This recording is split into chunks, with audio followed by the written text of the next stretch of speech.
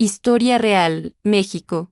1943. El orfanato donde los niños dormían con los muertos. Pensé que al llegar al orfanato habría paz, quizá un techo barato, pero limpio. Lo que viví allí me cambió para siempre. En un rincón olvidado de México en 1943, descubrí un secreto tan oscuro que casi destruye mi fe. Hoy te lo cuento tal cual, sin filtros, sin tapujos. ¿Estás listo para acompañarme? Me llamo María Elena Ríos, tengo 47 años.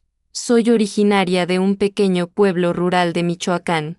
Nací en 195, omitimos cuando aún la guerra mundial era un murmullo lejano, pero el eco de aquella época nos alcanzó igual. Mi madre, una mujer católica de verdad, devota de la Virgen de Guadalupe, me llevó de niña a la primera comunión en la humilde iglesia del pueblo, me enseñó a hacer novena los martes por San José, a confesar mis pecados antes del Día de los Muertos, a rezar el rosario tras la misa dominical. Me crié entre maíz, tamales de elote y el canto del gallo al amanecer, creyendo que Diosito me protegía. Cuando contaba con 14 años, la vida me llevó al orfanato en un pueblo cercano del Estado de México, un lugar que llamaban Hogar de la Caridad, aunque lo que allí pasaba estaba lejos de ser caridad. Era 1943, la década en que la Iglesia tenía poder absoluto, donde el cura del pueblo era respetado como un santo, donde las hermanas del convento imponían castigos por las noches, y los niños dormían con los muertos. Sí, escuchaste bien, el orfanato, a unos kilómetros de Toluca, era un edificio de muros amarillentos, tejado de teja rota, pasillos largos que olían a incienso y humedad. Las primeras semanas pensé que era un refugio, camas alineadas, rosarios colgados en las paredes, la Madre Superiora, la hermana Carmen, vestida de hábito negro, un crucifijo enorme colgando de su pecho, y un sacerdote, el Padre Ignacio, que repartía consuelo tras la misa diaria. Pero pronto algo no me cuadró. Cada noche, al cerrar mis ojos, escuchaba sollozos apagados que venían de una ala que decían cerrada al público. Me decían, María Elena, no preguntes por allí, pero ya sabes cómo somos los jóvenes. La curiosidad pica. En ese orfanato, los rituales eran extremos. Cada madrugada se hacía una vigilia del alma, donde los niños se arrodillaban ante la imagen de la Virgen y hacían penitencia de rodillas en el frío piso de piedra. La novena se extendía hasta la madrugada. Espíritu Santo, repetían con voz temblorosa los menores, antes de subir a sus cuchetas. Si alguno tosía demasiado o lloraba por extrañar a su madre, recibía un castigo: pasar la noche en la capilla, solo, bajo la cruz, sin manta. La Madre Superiora decía, el sufrimiento purifica el alma, y muchos se resignaban porque creían que así agradaban a Diosito. El Padre Ignacio era respetado, en el pueblo nadie osaba hablar mal de él. En la misa dominical, la iglesia se llenaba, viejitas con mantilla, hombres con sombrero y cholitas del valle que traían flores para la Virgen. Pero en el orfanato había otra cara. Él entraba al dormitorio de noche, bajo pretexto de rezar con los niños, y allí encerraba la puerta. Nadie preguntaba, nadie se atrevía. Teníamos miedo. Yo, siendo niña aún, sentía un escalofrío cada vez que pasaba por la ala cerrada. Un día, me peleé con otra niña porque ella decía que había visto un cuerpo al lado de su cama. Tenía tela blanca y parecía respirar. No le creía al principio. «Estás soñando», le dije. Pero aquella noche, cuando me acomodaba en mi cobija, escuché un leve crujido al filo del pasillo. Me levanté.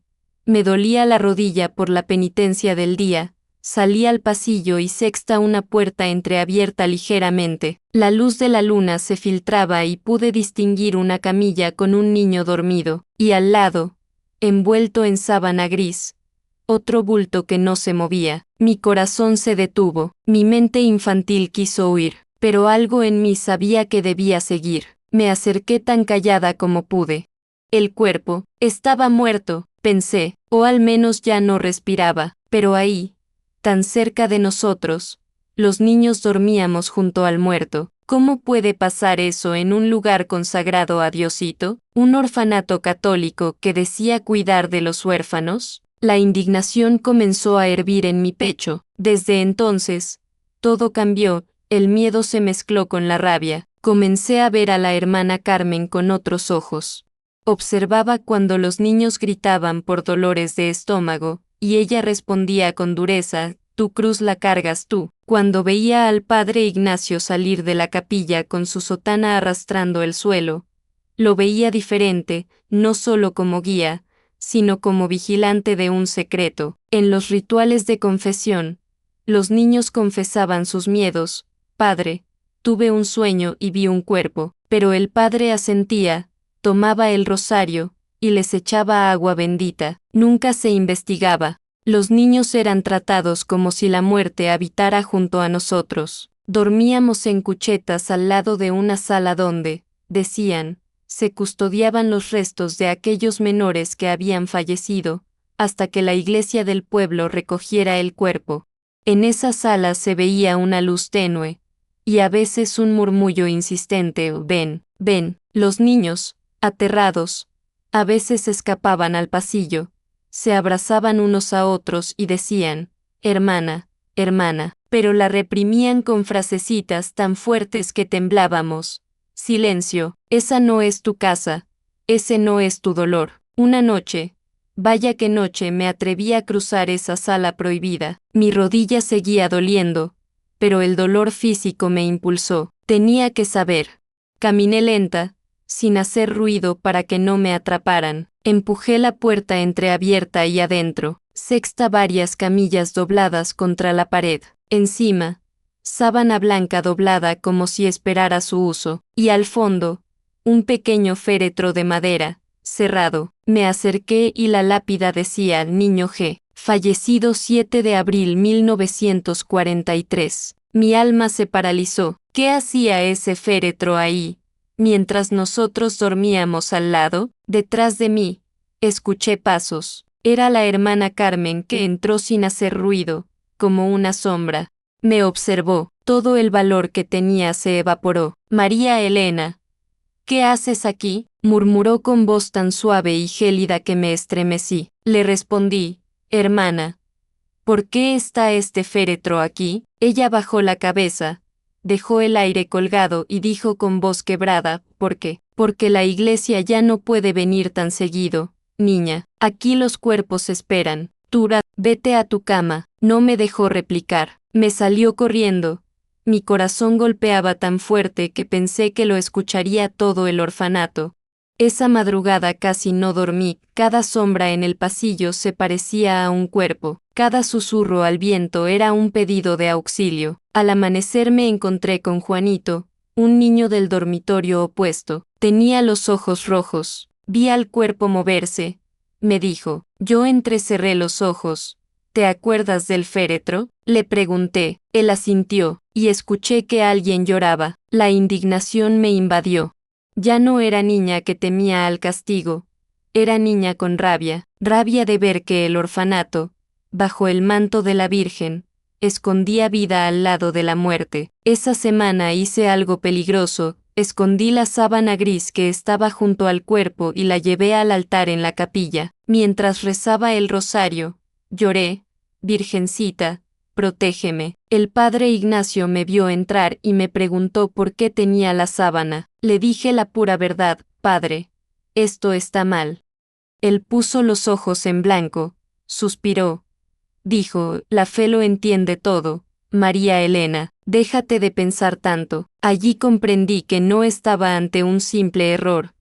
Estaba ante una doctrina opresora que justificaba el horror en nombre de la devoción, sin censura. Desde ese día, algo dentro de mí cambió. Ya no podía rezar como antes. Ya no podía cerrar los ojos sin imaginar esa camilla vacía, esa sábana gris que olía a encierro y muerte. El hogar de la caridad se volvió una prisión de silencio.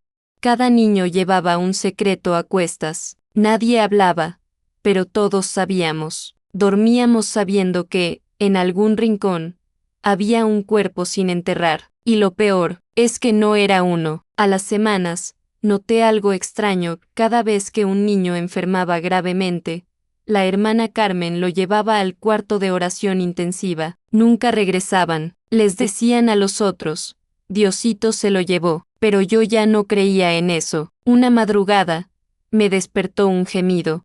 Un sonido suave, como de alguien atrapado bajo el agua. Me levanté sin hacer ruido. Bajé al pasillo y escuché que venía del cuarto de oración. Me acerqué, puse el oído en la puerta, y escuché una voz infantil: ayúdame, no quiero dormir con ellos. Hace frío, mi corazón casi estalla. Golpeé la puerta. Hermana Carmen, abran, pero no hubo respuesta. Corrí al dormitorio. Desperté a Juanito, a Estelita. Les dije lo que había oído. Me miraron con miedo. Si nos descubren, nos castigan. Pero yo ya estaba decidida. Esa noche planeamos algo que nunca creí que haría: espiar a la hermana Carmen. A la siguiente vigilia, nos escondimos detrás del confesionario. Allí había un respiradero que daba al cuarto de oración. Con miedo, pegamos el ojo. Lo que vimos nos heló la sangre. La hermana Carmen estaba de pie, con su rosario en la mano, frente a una niña, viva, envuelta en manta, y frente a ella, 3 camillas cubiertas. La niña lloraba bajito. La hermana murmuraba: los acompañarás esta noche, solo así sabrás lo que significa morir en gracia, y la empujó hacia las camillas. Apagó la lámpara y se fue. La niña quedó ahí, con los cuerpos, con los muertos. Juanito vomitó. Estelita se desmayó. Yo me sentí en el infierno. ¿Eso era piedad cristiana? ¿Eso era lo que predicaban en misa? Al día siguiente, la niña ya no estaba. Fue adoptada por una familia, dijeron. Pero yo sabía, no fui a rezar ese día.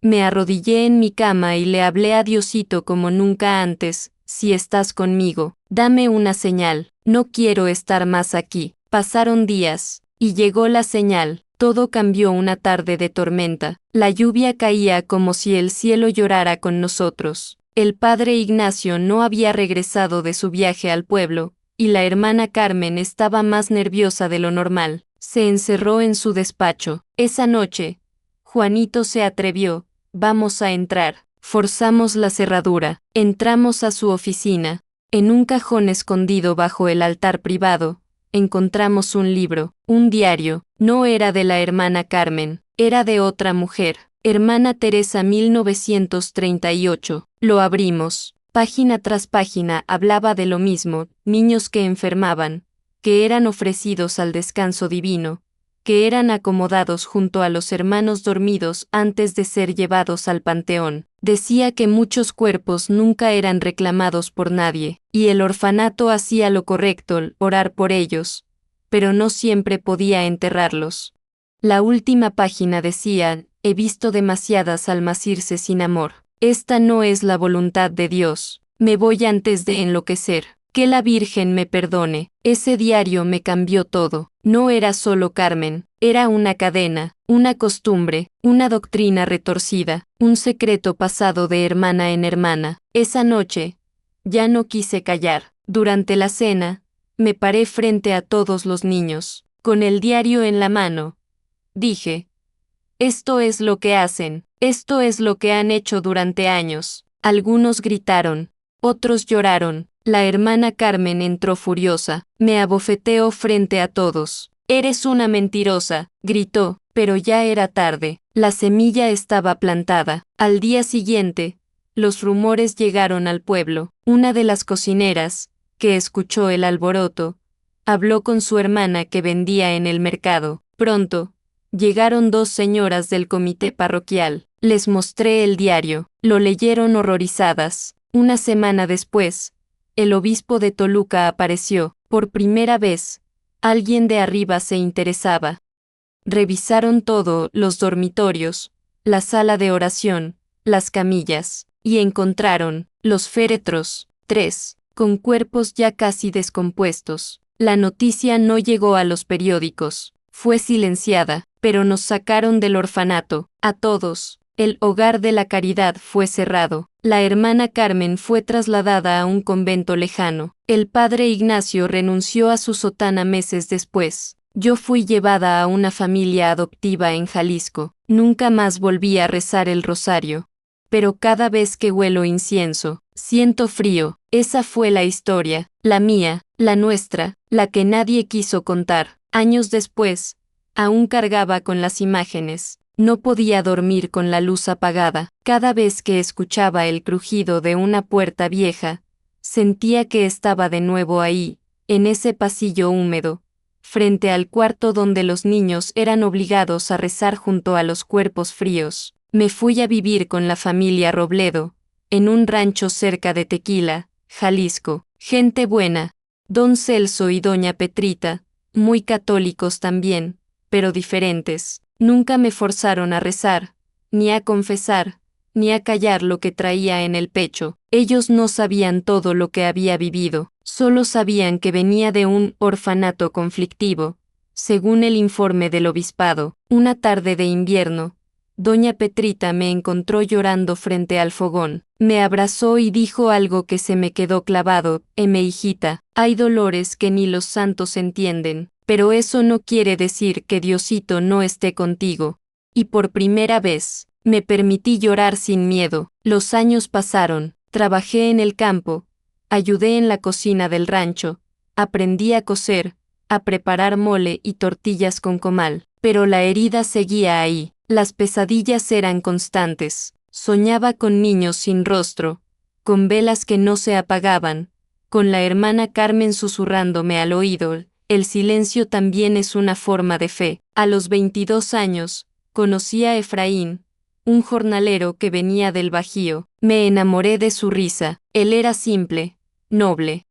Nunca entendió por qué me ponía tan nerviosa cuando pasábamos cerca de una iglesia. Le conté parte de mi historia, solo una parte, pero fue suficiente para que me abrazara con ternura. Tú no estás rota, me dijo, estás hecha con fuego, y eso, María Elena, es más fuerte que cualquier cruz. Nos casamos un 12 de diciembre, Día de la Virgen, no por devoción, sino porque quería resignificar ese símbolo.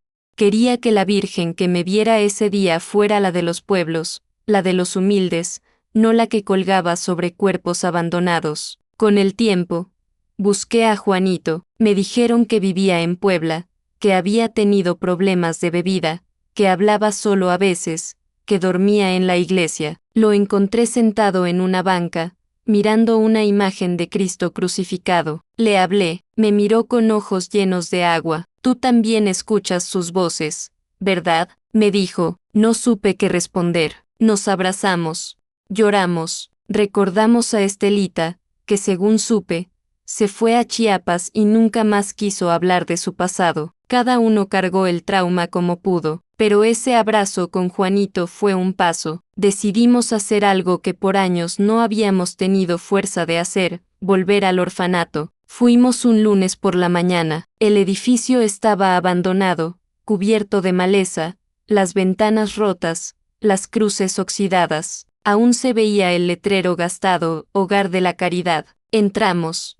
El olor era el mismo, incienso viejo y humedad. Caminamos por los pasillos donde tantas veces arrastramos los pies. Llegamos a la capilla. Allí estaba, la cruz enorme, la misma. Nos sentamos en el suelo. Juanito encendió una vela. No dijimos nada por varios minutos. Solo respiramos. Luego, saqué de mi bolso una foto vieja, la del féretro con la fecha de 1943. La dejé sobre el altar. Esto no es perdón, le dije, esto es memoria. Salimos sin mirar atrás.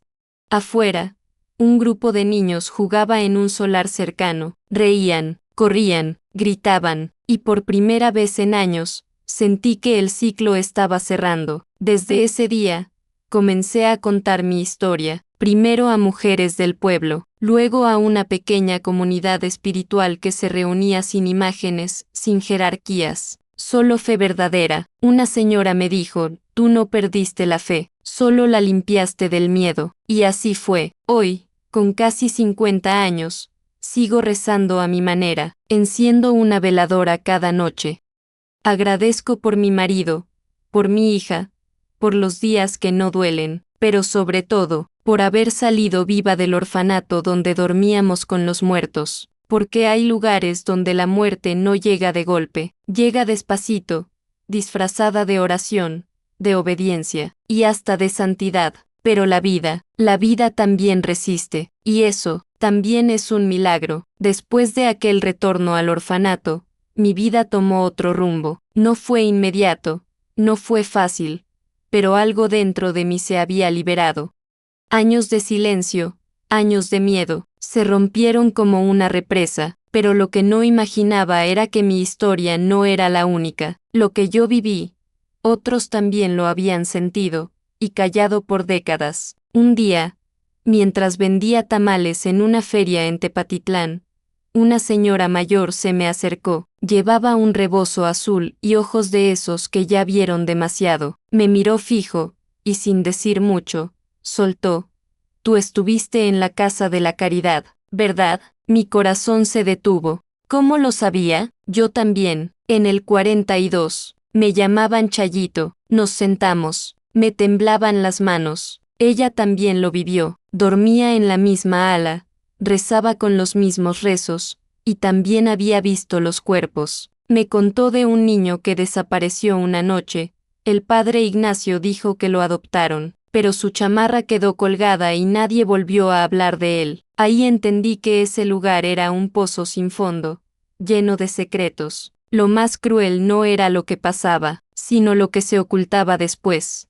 Pasaron meses, y Chayito me dijo algo que cambiaría todo. Tengo cartas, que nunca envié, las escribí desde el orfanato, están guardadas en una caja, bajo tierra, junto al mezquite que planté cuando salí. Fuimos juntas, con las manos temblando, cavamos y desenterramos una caja de madera podrida. Dentro, hojas amarillentas, dobladas. Cada carta era una súplica, cartas dirigidas a curas, a tías lejanas, a monjas que ya no vivían ahí, todas sin respuesta, pero una de ellas estaba sellada, con un membrete. Era de una hermana llamada Lucía. La carta, escrita en 1941, decía: «No puedo seguir aquí. La hermana Carmen se ha ido demasiado lejos. Rezar junto a los cuerpos no es devoción, es castigo. Esto no es amor cristiano. He pedido traslado. Rezo por los que quedan. Que Diosito tenga piedad de nuestras almas».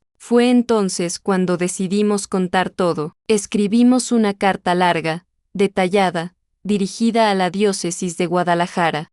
No esperábamos respuesta, pero 3 semanas después, un joven seminarista vino a nuestro pueblo. Se llamaba Tomás. Dijo estar haciendo una investigación privada para la orden. Nos escuchó durante horas. No interrumpió ni una vez. Al final, dijo algo que me dio escalofríos: «No es la primera vez que escucho esto. Hay otros orfanatos, en Guanajuato, en Veracruz, historias similares». Tomás nos pidió guardar copia de todo, y nos advirtió: «La Iglesia no siempre responde con justicia.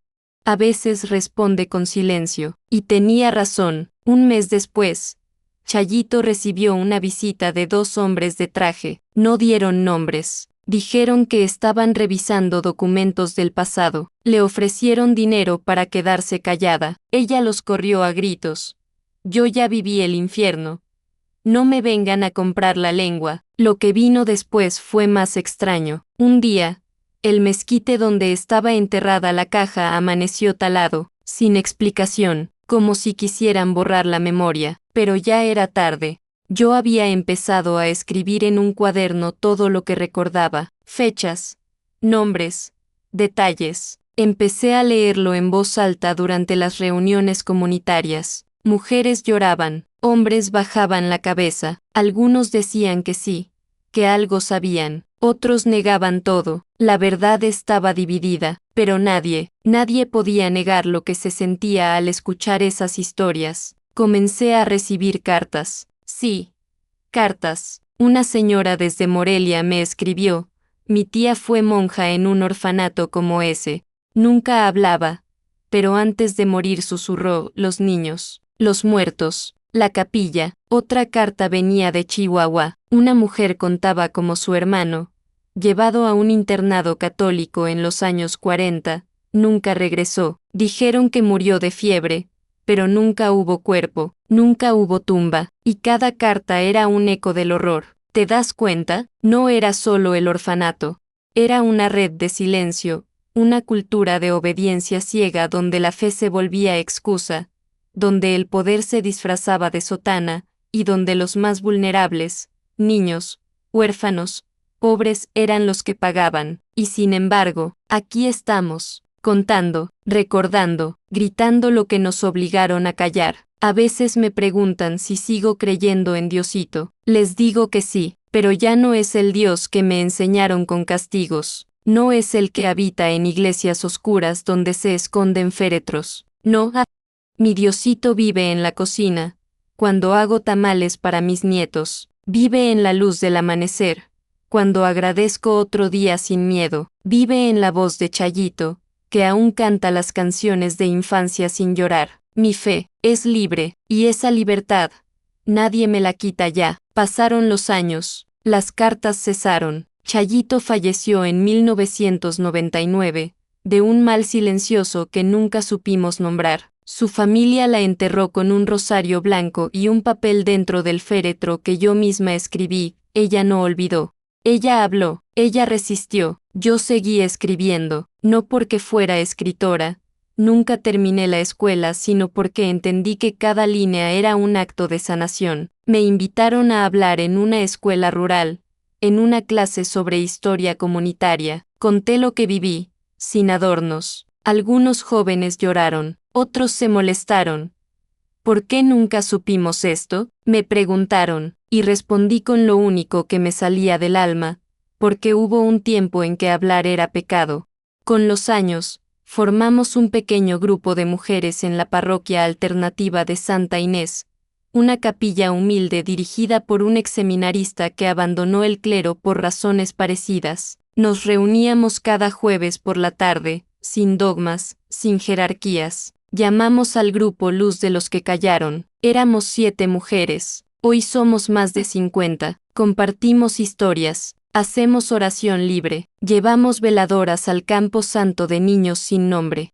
Ayudamos a madres que perdieron hijos en instituciones religiosas. Organizamos rosarios por las almas no contadas. Una señora de Zacatecas viajó 4 horas para reunirse con nosotras. Dijo: mi hija murió en un internado en 1951. Nunca vi su cuerpo. Me dijeron que estaba en paz. Pero yo sentí que algo andaba mal. Y ahora que las escucho, ya no me siento loca. A veces me preguntan, ¿qué buscaban con todo esto? Y les digo, no buscábamos justicia en tribunales. No buscábamos escándalos en la televisión. Buscábamos dignidad. Buscábamos a esos niños cuyos nombres fueron borrados de los libros, pero no de nuestra memoria. Buscábamos que los muertitos no duerman más en la oscuridad del olvido. Un día, en una reunión, se nos acercó una joven periodista de Aguascalientes. Había leído fragmentos de mis escritos en una revista local. Me dijo: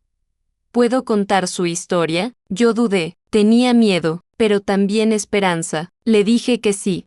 Publicó un reportaje titulado Los niños que dormían con los muertos, ecos de un orfanato mexicano. Se volvió viral en círculos académicos y sociales. No fue noticia de portada, pero abrió puertas. Y con eso bastaba. Una diputada local nos contactó. Dijo que estaba trabajando en una iniciativa para reconocer el daño espiritual sufrido por menores en instituciones religiosas del siglo pasado. Nos pidió testimonio formal. Lo di, con la voz temblorosa. Sí, pero clara. Dije: mi fe sobrevivió al encierro. Mi fe no murió en esa capilla. Mi fe renació con cada niño que logré salvar de ese silencio. Hoy tengo 82 años. Sigo viviendo en Jalisco, en una casita cerca del río. Mis nietos juegan en el jardín. Cada vez que los abrazo, siento que abrazo también a los que no pudieron crecer, a los que murieron sin nombre, a los que nunca fueron adoptados, ni enterrados con dignidad. En el comedor, junto a la Virgen de Guadalupe, tengo una pequeña vela encendida todo el día, no por tradición, no por superstición, sino porque mientras esa luz siga viva, ellos no serán olvidados. Con los años, aprendí que el alma tiene maneras misteriosas de sanar y de hablar. No todo lo que viví en aquel orfanato se quedó atrapado en el pasado. A veces, el pasado camina contigo, respira contigo, te toca el hombro cuando menos lo esperas. Una madrugada, no hace mucho, soñé con Juanito. Estábamos de vuelta en la capilla, pero no había cruces oxidadas ni cadáveres. Todo era blanco, brillante, como si la luz saliera del suelo. Juanito no tenía los ojos tristes de antes. Me sonrió, me tomó la mano y me dijo, gracias por no olvidar. Me desperté llorando. Al día siguiente, recibí una llamada. Juanito había muerto de un infarto, solo, en un hospital de Puebla. Fue como si él hubiera venido a despedirse. Fue entonces cuando entendí algo que no me habían enseñado en ninguna iglesia: la espiritualidad verdadera no está en el miedo, está en el consuelo, en el recuerdo, en la presencia invisible que te abraza cuando más lo necesitas. A partir de ese momento, comencé a vivir pequeños milagros, no esos de estampita o televisión, milagros silenciosos, humildes, como el día que una niña del barrio me trajo una flor diciendo, Diosito dice que esta es para ti. O el día en que un desconocido tocó a mi puerta solo para decirme, gracias por hablar por los que no pudieron. Una vez, estaba rezando sola en la cocina, y escuché con claridad una voz suave que decía, luz, solo eso, luz. Al principio pensé que era mi mente, pero al mirar la vela, vi que su llama se había elevado como si la soplara el viento, pero no había viento. En otra ocasión, estaba ordenando mi altar y encontré una pequeña medalla de San Miguel Arcángel. No era mía. Nunca la había visto, nadie en casa la reconocía, y sin embargo, allí estaba, la guardé. Desde entonces, la llevo conmigo. Me recuerda que incluso en medio del horror, hay presencia, hay cuidado, hay señales. Yo no soy bruja, ni vidente, ni santa, solo soy una mujer que vivió lo que nadie debería vivir, pero también soy testigo de lo invisible, de cómo Diosito encuentra la manera de abrazar incluso a quienes pasaron por el infierno. Muchas mujeres de nuestro grupo comenzaron a compartir experiencias parecidas. Una dijo que soñaba con niños vestidos de blanco que caminaban en círculos alrededor de un árbol. Otra aseguraba que cada vez que prendía una vela por los olvidados, su perrita se acostaba junto al altar y no se movía en horas. Algunas encontraron paz en el rezo tradicional, otras en la meditación, en la escritura, en la cocina. Pero todas coincidíamos en algo: la fe que habíamos reconstruido no tenía nada que ver con la que nos impusieron en el orfanato. Esa fe no castiga, no condena, no exige penitencias entre cadáveres. Esa fe, escucha, espera, sostiene. Una tarde, durante una reunión en la capilla alternativa, una joven que nunca hablaba se puso de pie, temblaba, dijo, yo no estuve en el orfanato, pero mi madre sí, nunca me lo contó. Pero toda su vida temió a los rezos.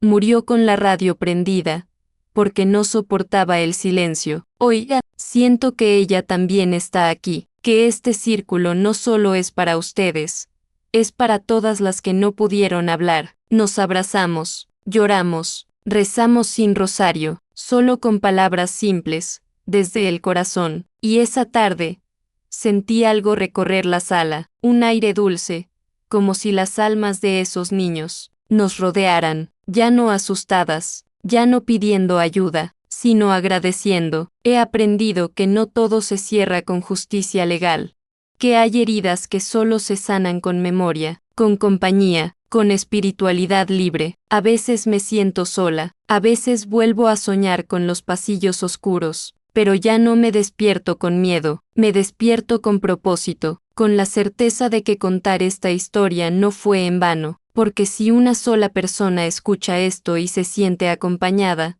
si una sola alma rota encuentra alivio en mis palabras, entonces todo el dolor, No fue inútil. Hoy, más de 80 años después de aquella época, las heridas aún arden en muchas partes de México, no solo en los que estuvimos ahí, también en los hijos de quienes callaron, en los nietos que crecieron con abuelas que nunca hablaban del pasado. La historia del orfanato ya no es solo mía, es parte de una herencia silenciosa que muchas familias arrastran sin saber de dónde viene tanto miedo, tanto silencio, tanta culpa que no es suya. En los pueblos donde alguna vez existieron esas casas religiosas, muchos prefieren no hablar. Dicen, eso ya pasó, pero el alma no olvida tan fácil, y la tierra tampoco. En varios de esos lugares, la comunidad comenzó a hacer sus propios actos de memoria. En San Juan de los Lagos, por ejemplo, un grupo de mujeres mayores organizó una misa especial por los niños sin tumba. No era oficial, no fue autorizada por el clero. Fue un rosario hecho en círculo, con velas blancas, fotos viejas, nombres escritos a mano. Gente que nunca se atrevió a hablar se abrazaron, algunos rezaron, otros solo lloraron en silencio, pero todos entendieron que recordar también es rezar. En Guanajuato, se colocó una placa, hecha por vecinos, en la entrada de un viejo edificio abandonado. Aquí vivieron niños en fe, aquí también sufrieron. Que la verdad los abrace. No fue un acto político, fue un acto espiritual, de esos que no se ven en televisión, pero que sanan generaciones. Nuestra comunidad en Jalisco empezó a recibir visitas. Personas llegaban de otros estados, buscando lo mismo, palabras que los validaran, miradas que no los juzgaran. Un señor de Veracruz nos contó que su hermana desapareció en un internado de monjas en 1957. Tenía 9 años. Nunca supieron si vivía o no, pero escuchar nuestras historias le dio fuerza para hablar con su familia, después de 60 años de silencio. Un campesino de Nayarit viajó en camión toda la noche para contarnos que de niño rezaba con miedo, porque una madre superiora le decía que si lloras, el diablo te carga. Nunca volvió a rezar, hasta que escuchó uno de nuestros círculos de oración en la radio comunitaria. Lloró, volvió a prender una veladora, y dijo, ahora sí siento que Dios me escucha, sin gritos, sin castigos. La iglesia oficial nunca respondió. Algunos sacerdotes locales nos apoyaron en privado. Otros simplemente fingieron que no existíamos, pero entendimos algo poderoso: no necesitamos permiso para sanar. La fe no se certifica, la fe se vive, y nosotras decidimos vivirla desde la verdad. No buscamos escándalo, pero sí buscamos memoria. Por eso, cada año, el 2 de noviembre, Día de los Muertos, colocamos un altar especial con nombres escritos en papelitos, como si fueran oraciones volando con el viento. Aunque no tengamos los cuerpos, tenemos los nombres. Aunque no haya cruces en el cementerio, hay velas encendidas en nuestras casas. Una nieta de Chayito hizo algo hermoso, pintó un mural en una escuela de arte popular. Aparecen niños jugando entre nubes, con flores en las manos, y una capilla vieja al fondo, partida por un rayo de luz. Abajo, una frase: nos enseñaron a callar, pero aprendimos a hablar. Ese mural lo vinieron a ver de otros pueblos. No está firmado, no tiene nombre, pero todos los que vivieron algo parecido lo reconocen. Sienten que es suyo, porque la memoria no necesita autor, necesita eco. Un sacerdote joven, el padre Mateo, nos visitó hace poco. Venía desde Hidalgo. Nos dijo algo que todavía me da vueltas en la cabeza. Yo crecí con miedo a preguntar. En el seminario, si alguien hablaba de estos temas, lo callaban. Pero ahora entiendo que la fe que no enfrenta su oscuridad no es fe, es teatro. Nos pidió permiso para incluir fragmentos de nuestra historia en sus homilías, y lo hizo. Su iglesia se llenó no por obligación, sino por empatía, por verdad, y así, poco a poco, fuimos dejando un legado, no un legado de odio, no un legado de venganza, sino un legado de fe recuperada. Hoy, cuando camino por las calles de mi barrio y me saludan con respeto, no por pena, sino por haber resistido, Siento que valió la pena hablar. Porque cada vez que alguien enciende una vela, cada vez que una abuela se atreve a contarle a su nieto lo que vivió en un convento, cada vez que una niña reza sin miedo, es una victoria, y aunque la Iglesia nunca pida perdón, aunque los nombres de los responsables se borren de los libros, los nuestros no se borrarán jamás. Llegamos al final de esta historia, pero no es un final con aplausos ni con redención completa. Es un final abierto, como una oración que nunca se termina, como un rosario que se repite en el alma con cada paso de vida, porque cuando uno ha dormido al lado de los muertos, ya no vuelve a dormir igual nunca más. Y sin embargo, aprendí a vivir, aprendí que la fe puede florecer en ruinas, que el alma puede sanar, incluso cuando ha sido enterrada viva, que hay algo más poderoso que el miedo, la memoria acompañada de verdad. Hoy, al mirar mi altar en casa, lleno de velas pequeñas, me gusta pensar que cada llama es un niño que recuperó su nombre, que no están solos, que no fueron inútiles sus lágrimas en la oscuridad. La última vez que hablé en público, me preguntaron, ¿volverías a perdonar a la Iglesia? Respiré hondo y respondí, yo no necesito perdonar a una institución, perdono a los humanos, y más que perdonar, prefiero transformar el dolor en consuelo, el silencio en palabra, la obediencia ciega, en libertad espiritual, porque eso es lo que hicimos, no solo sobrevivimos, nos reconstruimos. A veces me preguntan si sigo rezando, sí, pero ya no de rodillas, rezo mientras cocino, mientras barro el patio, mientras escucho a las vecinas, mientras abrazo a mis nietos, rezo con la vida, no con la culpa. Y hay algo más, algo que no conté antes. Una mañana, mientras ordenaba mis cosas viejas, encontré una carta que nunca supe que tenía. Era de una niña. Decía, si un día alguien encuentra esto, quiero que sepa que yo también existí. Me llamo Clara, me gusta cantar bajito, a veces me duele el pecho, pero no quiero morir sin que alguien me recuerde. No sé cómo llegó esa carta a mis cosas. Tal vez alguien la puso ahí, tal vez Diosito quiso que la leyera justo ahora. La enmarqué, está en mi sala, y cada persona que entra a mi casa la ve, y al verla, Clara vive. Por eso te conté todo esto, no para que me tengas lástima, no para hacer escándalo. Te lo conté para que recuerdes, porque en algún rincón de este México tan grande, tan herido, tan lleno de fe, hay todavía niñas y niños que duermen en instituciones donde nadie les pregunta si tienen miedo, donde los rezos se dicen sin entender, donde la culpa pesa más que el pan. Y tú, ¿qué estás escuchando esto? Tienes el poder de romper ese ciclo. Si algún día dudas de tu fe, recuerda esto, Diosito no castiga, no es ese grito en la noche, no es el silencio que asfixia. Diosito es la voz que te susurra cuando ya no tienes fuerzas.